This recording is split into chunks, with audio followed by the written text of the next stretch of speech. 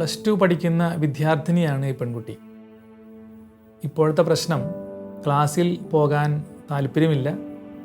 കുറേയധികം ദിവസം ക്ലാസ്സിൽ പോകാത്തതുകൊണ്ട് തന്നെ ടീച്ചേഴ്സ് പറയുന്നു പരീക്ഷ എഴുതാൻ മാത്രം കുട്ടി ഒരുങ്ങിയിട്ടില്ല. ഇവൾ ക്ലാസ്സിൽ പോകാത്തതിന് കാരണം ചില ദിവസങ്ങളിലൊക്കെ കൂട്ടുകാരുടെ കൂടെ പുറത്തേക്ക് കറങ്ങാൻ പോകുന്നു, ചില ദിവസങ്ങളിൽ താല്പര്യമില്ലാതെ വീട്ടിലിരിക്കുന്നു. ഇവൾക്കാണെങ്കിൽ കുറേയേറെ സുഹൃത്തുക്കളുണ്ട്. സൗഹൃദ വലയം വളരെ ഇഷ്ടപ്പെടുന്ന ഒരാളാണ്. കുറേയേറെ സുഹൃത്തുക്കൾ ഉള്ളതുകൊണ്ട് തന്നെ അവരുടെ കൂടെ പുറത്തേക്ക് ഇറങ്ങുക, കറങ്ങി നടക്കുക, ചിലപ്പോഴൊക്കെ ഷോപ്പിംഗ് മോളിൽ പോയി എന്തെങ്കിലും ഭക്ഷണം കഴിക്കുക, അങ്ങനെയുള്ള ചില വളരെ സ്വാതന്ത്ര്യത്തോടെ നടക്കാനാണ് ഇവൾക്കിഷ്ടം. കാര്യം ഇവൾ +2 പഠിക്കുന്ന വിദ്യാർത്ഥിനിയാണെങ്കിലും മുതിർന്ന കുറേ വ്യക്തികളുമായിട്ടാണ് കൂട്ട്. മുതിർന്ന വ്യക്തികളെന്ന് പറഞ്ഞാൽ ഭൂരിഭാഗം പേരും ആൺകുട്ടികളാണ്, കുറേയേറെ സുഹൃത്തുക്കളുള്ളത്. അതുകൊണ്ട് തന്നെ അവരോട് സൗഹൃദം പങ്കുവയ്ക്കാനും അവരോടൊപ്പം യാത്ര ചെയ്യാനൊക്കെ വലിയ ഇഷ്ടമാണ്. ഒരുപാട് യാത്രകൾ ഇഷ്ടപ്പെടുന്നു. വീട്ടിലാണെങ്കിൽ ഇവർ നിയന്ത്രിക്കാൻ ഇവളുടെ വീട്ടിലെ കുടുംബനാഥൻ, അപ്പൻ ഇവിടെ വീട്ടിലില്ല. അതാണ് വേറൊരു പ്രത്യേകത. അതുകൊണ്ട് തന്നെ അമ്മയ്ക്ക് ഇവിടെ നിയന്ത്രിക്കാൻ പറ്റാത്തൊരു സാഹചര്യമുണ്ട്. ഇവളുടെ ഇഷ്ടത്തിനാണ് ഇവൾ പോകുന്നതൊക്കെ. ഒപ്പം ഇവൾക്ക് ഒരു പ്രണയവും ഉണ്ട്. ആ പ്രണയവും ഇതിൻ്റെ കൂട്ടത്തിൽ പോകുന്നു എന്നുള്ളതാണ് വേറൊരു പ്രത്യേകത. പക്ഷേ പല ദിവസങ്ങളിലും ഈ പ്രണയത്തിലായിരിക്കുന്ന പയ്യനുമായിട്ട് ചെറുപ്പക്കാരനുമായിട്ട് സ്ഥിരം വഴക്കാണ്. കാരണം ഇവൾക്ക് താല്പര്യമുള്ള, ഇവൾക്ക് സൗഹൃദമുള്ള ആൺസുഹൃത്തുക്കളുമായിട്ട് പുറത്തേക്ക് പോകുന്നു, യാത്ര ചെയ്യുന്നു, ഭക്ഷണം കഴിക്കാൻ പോകുന്നു. ഇതൊന്നും ഈ സുഹൃത്തുക്കളോടുള്ള യാത്രകളൊന്നും ഈ പ്രേമത്തിലുള്ള ഈ ചെറുപ്പക്കാരന് ഇഷ്ടപ്പെടുന്നില്ല. അതിൻ്റെ പേരിൽ ഇവർ പരസ്പരം വഴക്കുണ്ടാവാറുണ്ട് ഒരുപാട് തവണ. അപ്പോൾ ആ ഒരു സൗഹൃദം പോലും ചിലപ്പോൾ ഇവൾക്ക് അക്കോമഡേറ്റ് ചെയ്യാൻ പറ്റാത്ത, സ്വീകരിക്കാൻ പറ്റാത്ത രീതിയിലുണ്ട്. എന്ന് വെച്ചാൽ ആരും ഇവളെ നിയന്ത്രിക്കുന്നത് ഇവൾക്ക് ഇഷ്ടമല്ല. ഇവളുടേതായ ഒരു സൗഹൃദവും ഒരു ജീവിത ശൈലിയുമാണ് ഇഷ്ടപ്പെടുന്നത്. കൂടുതൽ സമയം വീടിന് പുറത്ത് കറങ്ങി നടക്കണമെന്ന് ആഗ്രഹം. വീടിനകത്താണെങ്കിൽ കുറേയേറെ സമയം മൊബൈൽ ഫോണിൽ ചാറ്റ് ചെയ്യുന്നു, പ്രോഗ്രാമുകൾ കാണുന്നു, അങ്ങനെ ഒരു രീതിയാണ്. ഇവൾക്ക് ഇഷ്ടമുള്ളതുപോലെ ജീവിക്കണം. ഏത് സമയത്ത് ഇറങ്ങിപ്പോകണം വീട്ടിൽ നിന്ന് തോന്നിയാൽ ആ സമയത്ത് ഇറങ്ങിപ്പോകുക. അതിനാരും ചോദിക്കാൻ പാടില്ല. ആരെങ്കിലുമൊക്കെ ഒരു നിർബന്ധപൂർവ്വം പോകരുത്, ചെയ്യരുത് എന്ന് പറഞ്ഞാൽ അവരോടൊക്കെ ദേഷ്യത്തോടെ സംസാരിക്കുക. ഒരുപക്ഷെ മോശമായ രീതിയിൽ തന്നെ സംസാരിക്കാൻ സാധിക്കുകയാണെങ്കിൽ അത് തന്നെ ചെയ്യുക. അങ്ങനെ ഒരിക്കലും ഒരു നിയന്ത്രണമില്ലാത്തൊരു ജീവിതം. ഇവൾ പറയുന്നത് ഇവൾക്ക് സ്വാതന്ത്ര്യത്തോടെ ജീവിക്കണം, ആരും ഇവളെ നിയന്ത്രിക്കരുത്. ഇവൾക്ക് കൂട്ടുകെട്ടുകൾ, സൗഹൃദങ്ങൾ വേണം. പഠനത്തെക്കുറിച്ച് അത്ര കണ്ട് ഒരു ഗൗരവത്തിലെടുക്കാത്തൊരു സ്വഭാവ രീതിയാണ്. പഠിക്കുന്നത് തന്നെ പഠിക്കാൻ താല്പര്യമില്ല. പിന്നെ എല്ലാവരും നിർബന്ധിച്ചുകൊണ്ട് +1 പൂർത്തിയാക്കി, +2 പരീക്ഷ എഴുതാൻ മാത്രം ഒരുങ്ങിയിട്ടില്ല. ഇങ്ങനെ ഒരു നിയന്ത്രണമില്ലാത്തൊരു ജീവിതം എന്ന് ഇവളുടെ ജീവിതത്തിൽ ഒന്നിനോടും ഒരു പ്രതിബദ്ധതയില്ല. വീടിനോടില്ല, അമിതമായിട്ട് സൗഹൃദങ്ങളോടില്ല. എന്ന് വെച്ചാൽ ഒരു സൗഹൃദം എന്നുവെച്ചാൽ ആ സൗഹൃദത്തിനോട് പോലും അത്ര പ്രതിബദ്ധതയില്ല. ആ സമയത്ത് ഇവൾക്ക് തോന്നുന്ന സന്തോഷം എന്താണോ അത് അപ്പം നടപ്പിലാക്കുക. ആ സന്തോഷത്തിന് വേണ്ടി ആരെയൊക്കെയാണ്, ഇപ്പം ഒരാൾ ഒരു ഭക്ഷണം കഴിക്കാൻ താല്പര്യമുണ്ട്, അതുകൊണ്ട് ഏതെങ്കിലും ഒരു സുഹൃത്തിനോട് ചോദിക്കുന്നു, നിനക്ക് എൻ്റെ കൂടെ വരാൻ പറ്റുമോ ഭക്ഷണം കഴിക്കാൻ?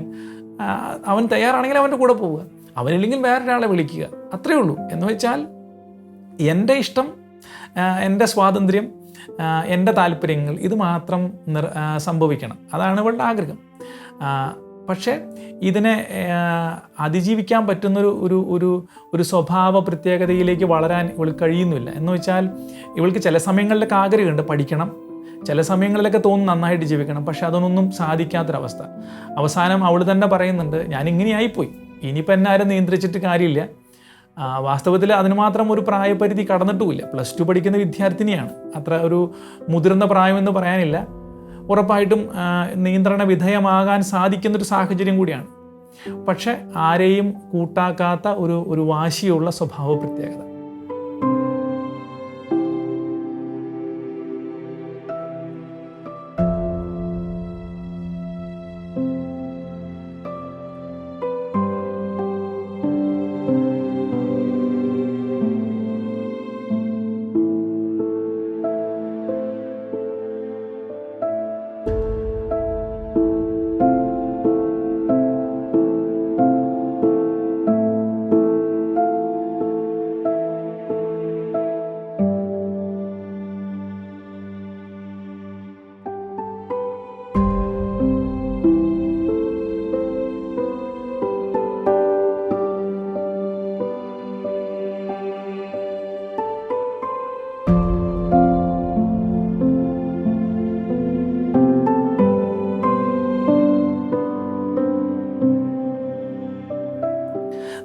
വ്യക്തിയുടെ, ഈ പെൺകുട്ടിയുടെ സ്വഭാവത്തെക്കുറിച്ച് ചിന്തിക്കുമ്പോൾ മനസ്സിലാക്കുന്നൊരു കാര്യം, ഇതൊരു കാലഘട്ടത്തിൻ്റെ ഒരു പ്രവണതയാണെന്ന് പറയാം അല്ലേ. പ്രത്യേകിച്ച് ഈ ഒരു സാഹചര്യം അങ്ങനെയാണ്. എല്ലാവരും അവരവരുടെ ഇഷ്ടങ്ങൾ മാത്രം നടപ്പിലാക്കാൻ ശ്രമിക്കുന്നൊരു സാഹചര്യം.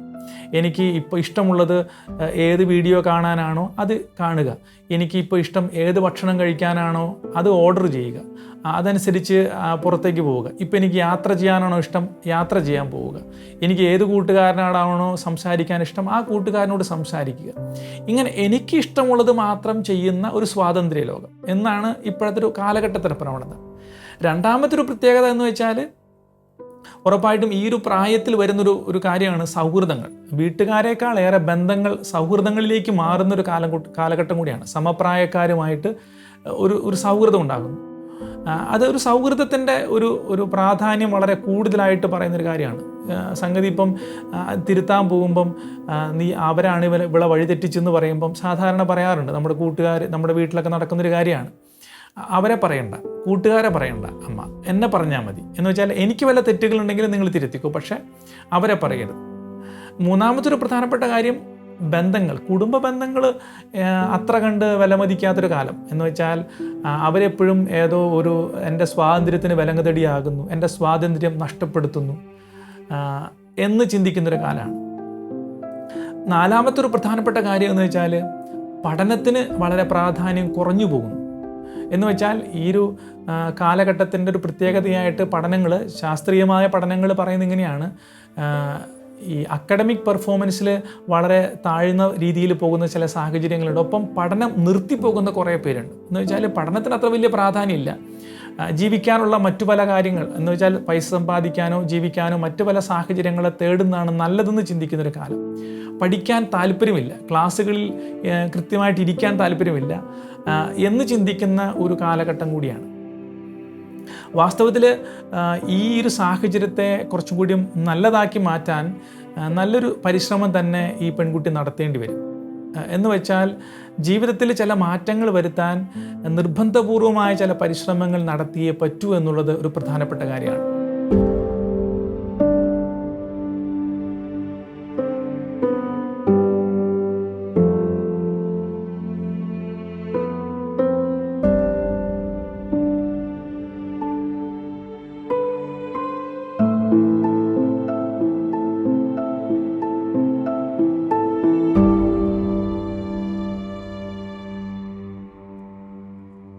തീർച്ചയായിട്ടും ഒരു ജീവിതം ക്രമപ്പെടുത്താൻ ശ്രമിക്കുമ്പം ഏറ്റവും പ്രധാനപ്പെട്ട കാര്യം ഒരു ക്രമമുള്ള ഒരു സിസ്റ്റത്തിലേക്ക്, ഒരു സാഹചര്യത്തിലേക്ക് സ്വയം നമ്മളെ തന്നെ സമർപ്പിക്കുക. എന്ന് വെച്ചാൽ സ്വയം നമ്മളെ തന്നെ ബലം പ്രയോഗിച്ചതിലേക്ക് മാറ്റി നിർത്തുക എന്നുള്ളതാണ്. വാസ്തവത്തിൽ ഈ കുട്ടിയെ സംബന്ധിച്ചിടത്തോളം ഏറ്റവും പ്രധാനപ്പെട്ട ഒരു കാര്യം പഠിക്കുക എന്നുള്ളതാണ്. ഇപ്പം ഒരു +2 പഠനം പൂർത്തിയാക്കേണ്ട ഏറ്റവും പ്രധാനപ്പെട്ട ഒരു സമയമാണ്. പരീക്ഷകൾ അടുത്ത് വരുന്നു. പാഠങ്ങൾ വായിച്ചിട്ട് പഠിച്ചിട്ട് കാലം കുറേയായി, നോട്ട് എഴുതി തീർത്തിട്ടില്ല. അങ്ങനെ ഒരുപാട് പഠനത്തോടനുബന്ധിച്ചുള്ള ഒരുപാട് കാര്യങ്ങൾ കൃത്യമായിട്ട് ചെയ്യേണ്ട ഒരു സമയമാണ്. വാസ്തവത്തിൽ എല്ലാ കുട്ടികൾക്കും ഇതുപോലെ ഒരു പ്രതിസന്ധിയുണ്ട്. പഠിക്കാനായിട്ട് അത്ര എളുപ്പമൊന്നുമല്ല. ചിലപ്പോഴൊക്കെ കൗൺസിലിംഗ് വരുമ്പോൾ ഞാൻ പറയാറുണ്ട് അവരുടെ അടുത്ത്, പഠനത്തിന് എളുപ്പമാർഗ്ഗമൊന്നുമില്ല, പഠനം ബുദ്ധിമുട്ടുള്ളത് തന്നെയാണെന്ന് അംഗീകരിക്കലാണ് ഏറ്റവും പ്രധാനപ്പെട്ട കാര്യം. അതുകൊണ്ട് തന്നെ പഠിക്കാനുള്ള ഈ സാഹചര്യത്തെ നമ്മൾ നിർബന്ധപൂർവ്വം ഒരു ബലം പ്രയോഗിച്ച് പഠനത്തിന് വിധേയമാകാൻ സാധിക്കുന്ന ഒരു സാഹചര്യത്തിലേക്ക് നമ്മളെ തന്നെ നമ്മൾ ഏർപ്പെടുത്തുക എന്നുള്ളതാണ്. അതിന് ഏറ്റവും പ്രധാനപ്പെട്ട കാര്യം തുടർച്ചയായ ക്ലാസ്സുകളിലേക്ക് പോവുക. കാരണം അങ്ങനെ ഒരു സിസ്റ്റത്തിൽ വന്നാൽ കുറേയേറെ സ്വഭാവങ്ങളെ നമുക്ക് നിയന്ത്രിക്കാൻ പറ്റും. ക്ലാസ്സിലേക്ക് പോകുമ്പം ഒരു കൃത്യമായ നിഷ്ഠയുള്ള ഒരു നിശ്ചിതമായ കൃത്യമായ സമയമുണ്ട്. കാലത്ത് 9 മണി മുതൽ വൈകിട്ട് 4 മണി വരെ അല്ലെങ്കിൽ 5 മണി വരെ കൃത്യമായി നമ്മളൊരു സ്കൂളിൻ്റെ പരിധിയിൽ, ഒരു കോളേജിൻ്റെ പരിധിയിലാണ് എന്നുള്ളത് വളരെ പ്രധാനപ്പെട്ട കാര്യമാണ്. പല പ്രശ്നങ്ങളും പല അപകട സാഹചര്യങ്ങളെ ഒഴിവാക്കാൻ ഇത് നല്ലതാണ്. അപ്പോൾ അതുകൊണ്ട് ഇപ്പോൾ കൃത്യമായിട്ട് ചെയ്യാൻ പറ്റുന്നൊരു കാര്യം, വേറെ എത്രയേറെ ആഗ്രഹങ്ങളുണ്ടെങ്കിലും കൃത്യമായി ക്ലാസ്സിൽ പോകാൻ പറ്റുന്ന ഒരു നിർബന്ധം, ഒരു ബലപ്രയോഗം നടത്തിയേ പറ്റൂ. ഒരു പക്ഷേ ഇഷ്ടമില്ലെങ്കിൽ പോലും അതിലേക്ക് പോവുക, തന്നെ ഏർപ്പെടുത്തുക എന്നുള്ളതാണ് ഏറ്റവും പ്രധാനപ്പെട്ട കാര്യം. അല്ലെങ്കിൽ ഒരു മാറ്റം ഒരിക്കലും നടക്കാൻ പോകുന്നില്ല. കാരണം ഈ കുട്ടി മനസ്സിലാക്കേണ്ട ഒരു കാര്യം, ഇന്ന് പഠിക്കുന്നില്ലെങ്കിൽ, +2 പഠനം കൃത്യമായിട്ട് പൂർത്തിയാക്കുന്നില്ലെങ്കിൽ ഒരുപക്ഷെ അടിസ്ഥാനപരമായ പഠനത്തിൻ്റെ നിലവാരത്തിൽ വളരെ കുറവ് സംഭവിച്ചതിന് പേര് പിന്നീട് ഇതിനെക്കുറിച്ച് ദുഃഖിക്കേണ്ടി വരും. കാരണം അന്ന് ചിലപ്പോൾ ചിന്തിക്കും, അന്ന് കൃത്യമായിട്ട് ക്ലാസ്സിൽ പോയിരുന്നെങ്കിൽ, അല്പമൊന്ന് ശ്രദ്ധിച്ചിരുന്നെങ്കിൽ, +2 പൂർത്തിയാക്കിയിരുന്നെങ്കിൽ ഇന്ന് ഉപകാരപ്പെട്ടേനെ. കാരണം എത്ര കാലം ഇതുപോലെ ഒരു സ്വാതന്ത്ര്യത്തിൽ ജീവിക്കാൻ, സൗഹൃദത്തിന് കൂടുതൽ പ്രാധാന്യം കൊടുത്ത് ജീവിക്കാൻ കഴിയാൻ പറ്റും?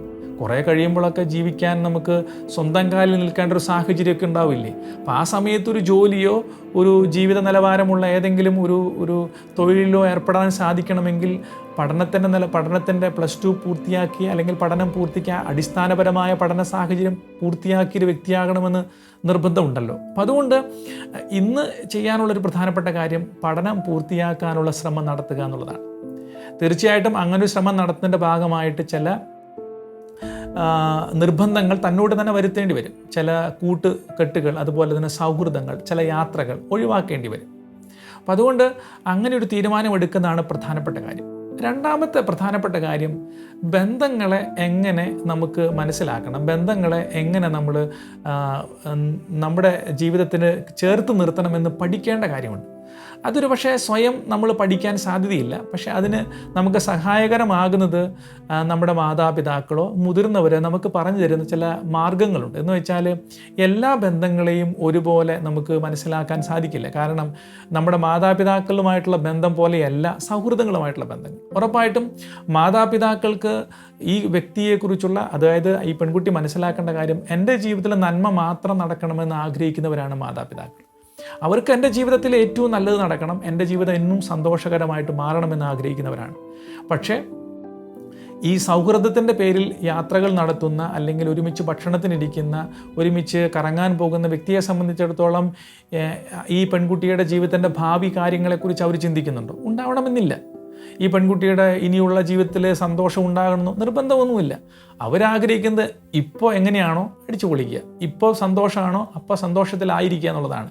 പരീക്ഷയിൽ തോൽക്കുന്നുണ്ടോ, +2 പാസ്സാകുന്നുണ്ടോ, അവരെ സംബന്ധിച്ചിടത്തോളം അത് അത്ര പ്രധാനപ്പെട്ട കാര്യമല്ല. അപ്പം അതുകൊണ്ട് ഈ പെൺകുട്ടി മനസ്സിലാക്കേണ്ട ഒരു കാര്യം, എൻ്റെ മാതാപിതാക്കൾ പറയുന്ന ചില കാര്യങ്ങൾ, ചില നിഷ്ഠകൾ എൻ്റെ ബന്ധങ്ങൾക്ക് വിലങ്ങുതടിയാകാനുള്ളതല്ല, മറിച്ച് എൻ്റെ ബന്ധങ്ങളെ, നിലനിൽക്കുന്ന ബന്ധങ്ങൾ വളർത്തിയെടുക്കാനുള്ള ഒരു സാഹചര്യം സൃഷ്ടിക്കലാണ്.